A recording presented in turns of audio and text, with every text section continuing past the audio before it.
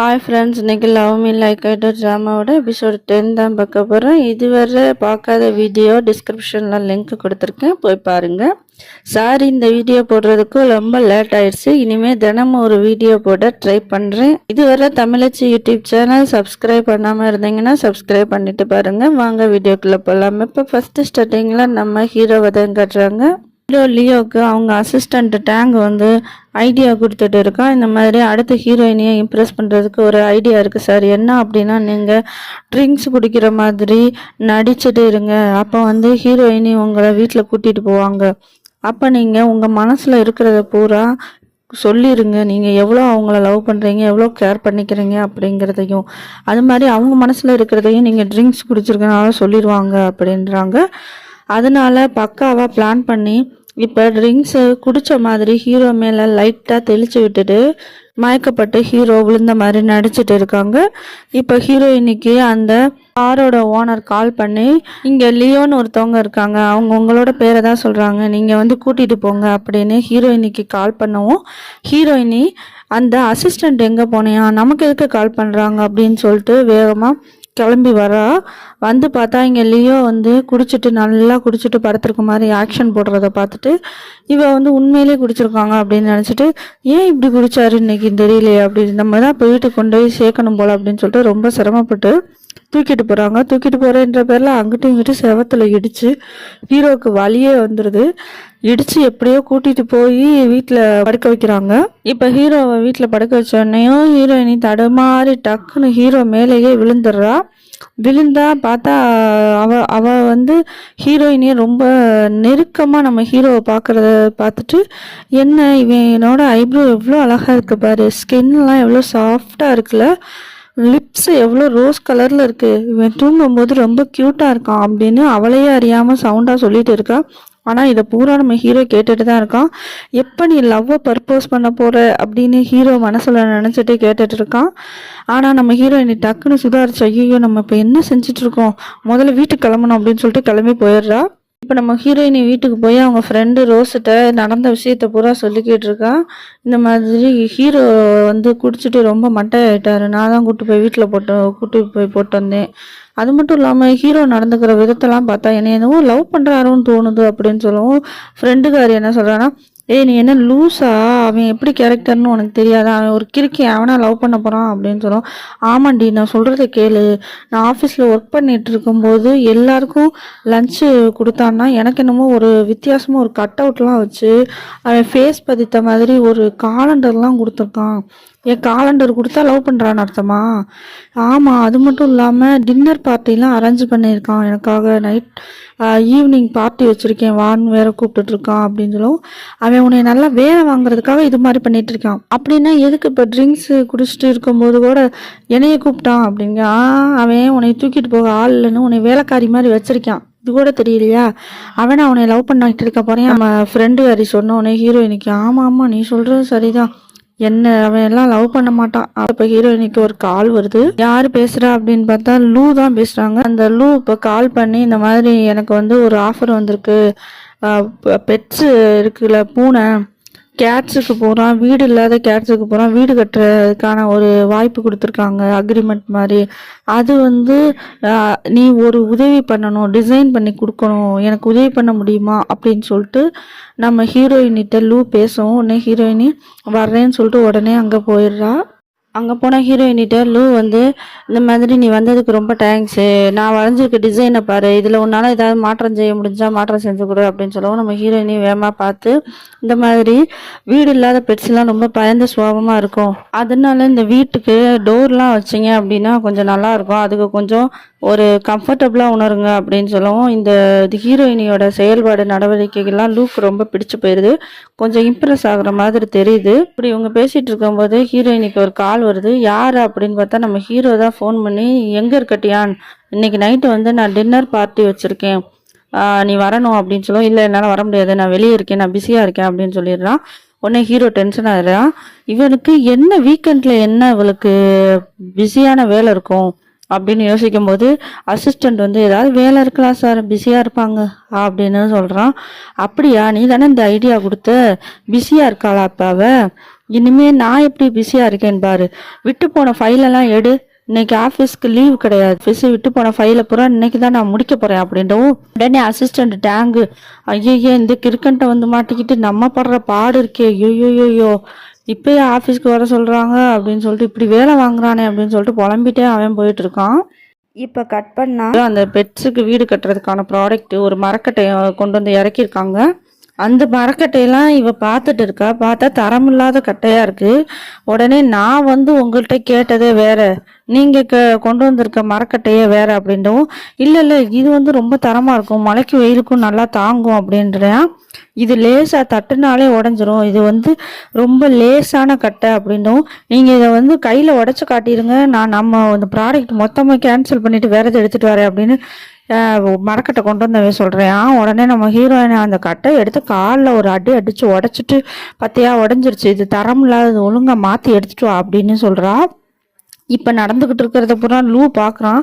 பார்த்த உடனேயும் வா நம்ம ஹீரோயினி என்னமா செய்கிறா டியான் அப்படின்னு யோசிச்சுட்டு நிற்கிறேன். உடனே ஹீரோயினி பார்த்துட்டு, மிஸ்டர் லூ நீங்கள் எப்போ வந்தீங்க? நான் அந்த மாதிரி ப்ராடக்ட் தரமானதாக இருக்கணும்னு நினச்சேன், நான் செஞ்சது தப்பு இல்லையே அப்படின்னும்.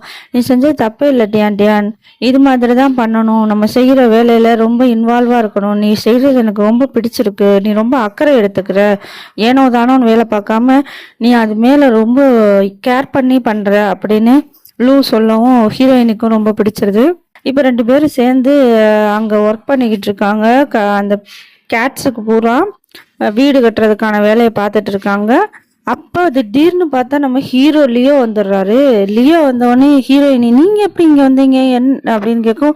முதல்ல நீ என்கிட்ட சொல்லு, நீ எதுக்கு இங்கே வந்த அப்படின்ட்டு கேட்குறியா. இப்போ என்ன ஆயிடுது அப்படின்னா, லூ வேகமாக ஹீரோயினியோட கையை பிடிச்சி இழுத்து, இந்த மாதிரி நான் தான் வர சொன்னேன் அப்படின்னும். உடனே ஹீரோ டக்குன்னு ஹீரோயின் கையை இந்த பக்கத்தை பிடிச்சி இழுத்து, நீ முதல்ல ஆஃபீஸ் கிளம்பு அப்படின்னு சொல்கிறேன். ஆக மொத்தம் 2 பேரும் சேர்ந்து இங்கிட்டும் அங்கிட்டும் கையை பிடிச்சி இழுத்துக்கிட்டே இருக்காங்க ஹீரோயினி கையை. இப்போ அந்த இடத்துக்கு ஒரு பொண்ணு வந்துடுறா.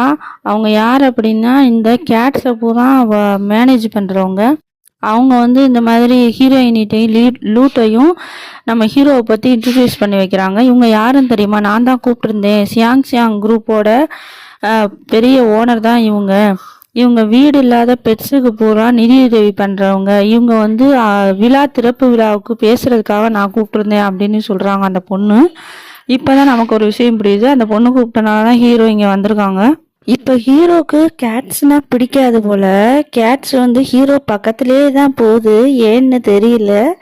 உடனே ஹீரோ வந்து நம்ம ஹீரோயினிட்ட, தியான் நீங்கள் பாரு, என்னை காப்பாத்துன்னு.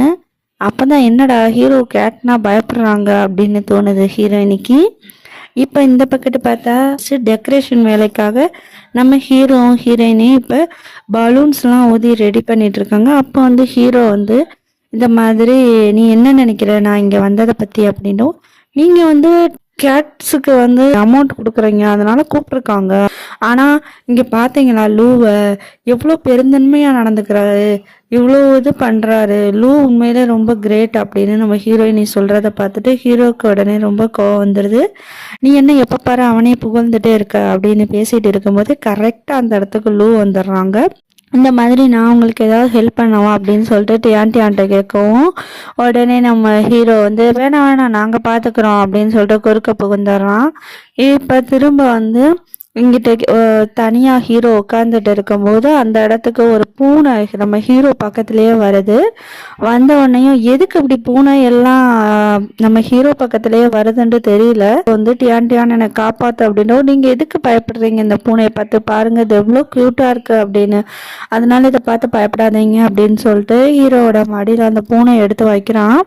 வச்ச உடனே ஹீரோவும் தொட்டு பார்த்துட்டு, சரி இது சாஃப்டாக தான் இருக்குது, இதை பார்த்து நம்ம பயப்படக்கூடாது அப்படின்னு ஹீரோ நினைக்கல. ஹீரோயினி அப்படியே மெல்லமா ஹீரோ பக்கத்தில் வரும். ஹீரோவோட ஷர்ட்டை வந்து மோந்து பார்க்குறா.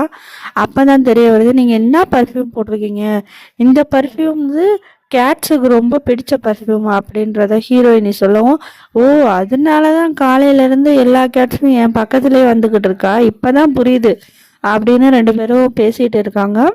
அப்போ ஹீரோ, இந்த டியான் நமக்கு எவ்வளோ சப்போர்ட் பண்ணுறா, நம்ம என்ன பிரச்சனையில் இருந்தாலும் நமக்கு உறுதுணையாக இருக்கா, அவளோட ஸ்மைல் எவ்வளோ க்யூட்டாக இருக்குது, அவளோட இந்த சிரிப்புக்கு நான் பைத்தியக்காரனாக ஆகிறேன் அப்படின்னு மனசுக்குள்ளேயே ஹீரோயினி நினச்சி ரொம்ப ஒரு காதல் வயப்படுறான்.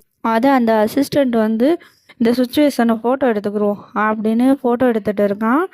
இப்போ திரும்ப கட் பண்ணால் ஒரு நிகழ்ச்சி ஏற்பாடு நடந்துருச்சு. இப்போ ஒரு மேடையில் இந்த நிகழ்ச்சியை பற்றி பேசிகிட்டு இருக்காங்க. இந்த மாதிரி கேட்ஸ்லாம் ரொம்ப பாவம், கேட்ஸ் அப்படி தெருவில் போடுறாங்க, சில பூனையெல்லாம் அடிபட்டு கிடக்கு, இதுக்கு இந்த ஒரு நல்வாழ்வு திட்டம் மாதிரி ஆரம்பித்ததுக்கு எனக்கு ரொம்ப பிடிச்சிருக்கு அப்படின்ற மாதிரி நம்ம ஹீரோ லியோ வந்து பேசிகிட்டு இருக்காங்க. இதுக்கு நான் வந்து ஃபண்டு நிறைய கொடுப்பேன் அப்படின்ற மாதிரி பேசவும் எல்லாமே முடிஞ்சிருது. நிகழ்ச்சி முடிஞ்ச உடனே இப்போ லூவை காட்டுறாங்க. லூ தனியாக உட்காந்துருக்கிறதோடனே ஹீரோயினி பக்கத்தில் போய், இந்த மாதிரி நீங்கள் பேசலையா, நீங்கள் தானே இதெல்லாம் ஏற்பாடு பண்ணீங்க, இந்த கேட்ஸுக்கு வீடு கட்டி கொடுத்ததே நீங்கள் தானே, ஆனால் ஏன் நீங்கள் மேடையில் பேசலை அப்படின்னோ, நான் இதுக்கெல்லாம் விருப்பப்படுறதில்ல, நான் நினச்சேன் கேட்ஸுக்கு வந்து ஏதாவது செய்யணும் அப்படின்னு, என்னோட பங்கு அவ்வளோதான் நான் செஞ்சுருக்கேன், மித்தபடி இதை பெருமைப்படுத்திக்கிட்டு மேடை மேலே நின்று பேசுகிறதுக்குலாம் எனக்கு விருப்பம் இல்லை அப்படின்னு லூ சொல்கிறத பார்த்து உண்மையிலே நீங்கள் ரொம்ப கிரேட் அப்படின்ற மாதிரி சொல்லிட்டு இருக்கா. இப்போ லூ வந்து நீ வந்து எனக்கு நிறைய வேலை பார்த்து கொடுத்துருக்க, அதனால உனக்கு நான் ஒரு சின்ன கிஃப்ட் தரேன் அப்படின்னு சொல்லிட்டு ஹீரோயினிக்கு ஒரு சின்ன கிஃப்ட் மாதிரி கொடுக்குறான். என்ன அப்படின்னு பார்த்தா அது ஒரு செயின்.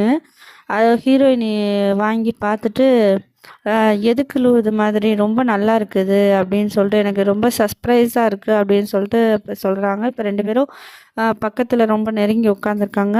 அப்போ வந்து லூ வந்து மெதுவாக ஹீரோயினி தலையில் உள்ள முடியை நகட்டி விடலாம் அப்படின்னு பக்கத்தில் கையை கொண்டு போகும்போது டக்குன்னு ஹீரோ வந்து ஹீரோயினி கையை பிடிச்சது டரட்டுன்னு இழுத்துட்றேன். இழுத்துட்டு, டியான் இங்கே என்ன நடந்துட்டு இருக்கு அப்படின்ட்டு, ஒன்றும் நடக்கல, நாங்கள் பேசிட்டு தான் இருந்தோம், நீங்கள் ஏன் இப்படி நடந்துக்கிறீங்க, விகாரமாக நடந்துக்கிறீங்க, இப்படிலாம் செய்யாதீங்க, டீசெண்டாக இருக்க மாட்டீங்களா அப்படின்னு ஹீரோயினி பேசுவோம். நானும் டீசெண்டாக இல்லை, அவன் தான் டீசெண்டாக இல்லை, உன்னை தொட வந்தேன், எப்படி நான் எனக்கு இது அப்படிலாம் ஒன்றும் செய்யலையே அப்படின்னும், இப்படி தான் தொட வந்தான் அப்படின்னு சொல்லிட்டு ஹீரோயினி வந்து ஹீரோ தொட்டுறான். தொட்டவுடனே ஹீரோயினிக்கு ஒரு மாதிரி ஆயிடுது. உடனே என்ன இப்படி நடந்துக்கிறாரு, ரொம்ப வியர்டாக நடந்துக்கிறாரு அப்படின்னு சொல்லிட்டு ஹீரோயினி அங்கேருந்து இடத்த காலி பண்ணி போயிடுறா.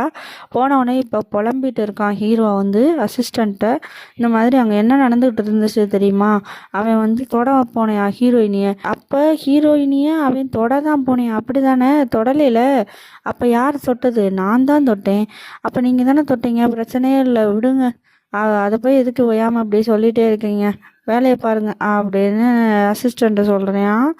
இப்போ இதோட இந்த எபிசோடை முடிக்கிறாங்க. இது எனக்கு என்னவோ ஹீரோயினிக்கு ஜோடி லூவாக தான் வருவான்னு நினைக்கிறேன். ஏன்னா அவ்வளவு நல்ல பேராக தெரியுறாங்க லூவும் ஹீரோயினியும். பார்ப்போம் அடுத்தடுத்து எபிசோடில் எப்படி காட்டுறாங்க அப்படிங்கிறத பார்க்கலாம். ஓகே, பாய்.